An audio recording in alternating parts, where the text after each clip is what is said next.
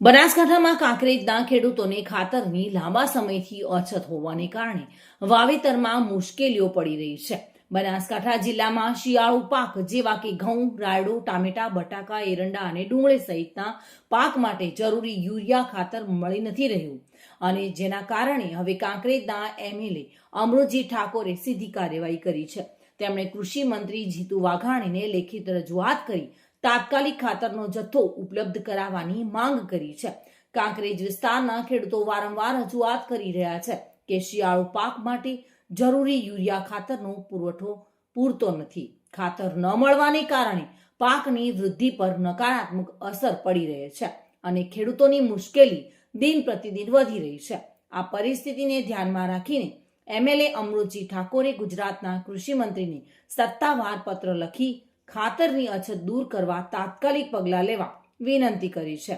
પત્રમાં સ્પષ્ટ રીતે જણાવવામાં આવ્યું છે કે યુરિયા ખાતર વિના પાકો નષ્ટ થઈ રહ્યા છે અને સપ્લાય ઓછો હોવાને કારણે ખેડૂતો માટે ગંભીર સમસ્યાઓ ઊભી થઈ છે.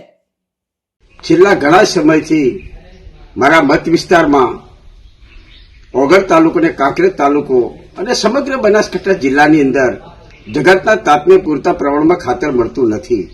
ક્યાંક ખાતરનો કાળાબજાર ચાલી રહ્યો છે, ક્યાંક ખાતરના વધારે રૂપિયા લઈ અને ચોરી છુપીથી ખાતર આપવામાં આવી રહ્યું એવું ક્યાંક દેખાઈ રહ્યું છે.